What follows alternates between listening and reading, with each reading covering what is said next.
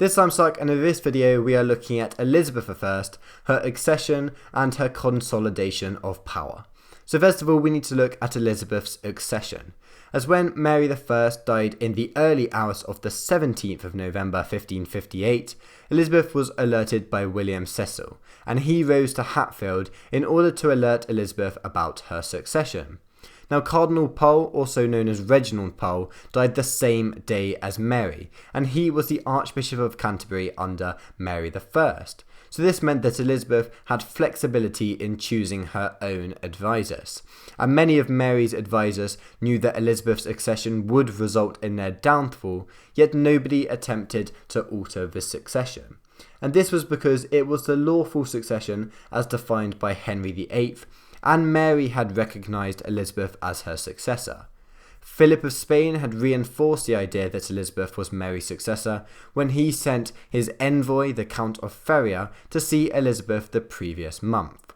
But on the other hand, it could be argued that its succession was extremely difficult. So England had just suffered a series of bad harvests, and this meant that food was scarce and expensive. The country had suffered from a devastating flu epidemic. The political and religious situation was also very delicate. England had just fought a disastrous war against France, which had led to the loss of Calais, and there was endless speculation surrounding the new Queen's marriage. So there were several features of Elizabeth consolidating her power, and her path to the throne was eased by the willingness of Mary's councillors to accept the succession. So Nicholas Heath, who was the Archbishop of York and Mary's Lord Chancellor, announced Elizabeth's succession to Parliament in the morning of the 17th of November. And within a couple of days, 9 of Mary's councillors also rode to Hatfield to assure Elizabeth of their support and loyalty. So this meant there was no attempt to deny Elizabeth's accession. William Cecil was also appointed principal partnership, where their political partnership would last for around 40 years. But apart from some other household appointments, Elizabeth was unwilling to announce further appointments so that she could keep councillors guessing and speculating about their futures. Elizabeth also took herself to the Tower of London, where she emerged on several occasions to show herself to her new subjects, and this was a custom often done by a new monarch.